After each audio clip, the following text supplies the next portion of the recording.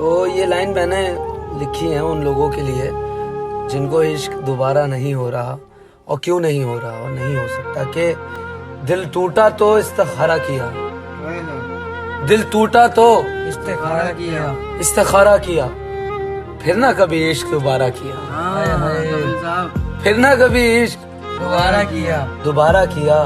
और बहुत से महबूब बने, बहुत सी गलियां देखी, बहुत से महबूब बने, बहुत सी गलियां देखी, बहुत सी गलियां देखी, लेकिन किसी गली का चौबारा नहीं किया। क्या बात है साहब, लेकिन किसी गली का चौबारा नहीं किया। और बहुत से अपना बना के छोड़ गए हमको, लेकिन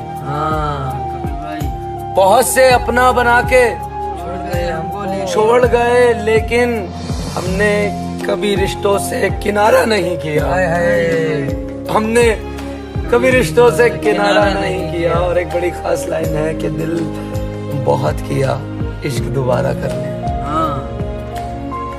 दिल बहुत किया इश्क दोबारा कर ले, लेकिन किसी को आंखों ने इशारा नहीं किया, लेकिन किसी को आंखों ने इशारा नहीं किया, इसलिए हमने कभी इश्क दोबारा नहीं किया।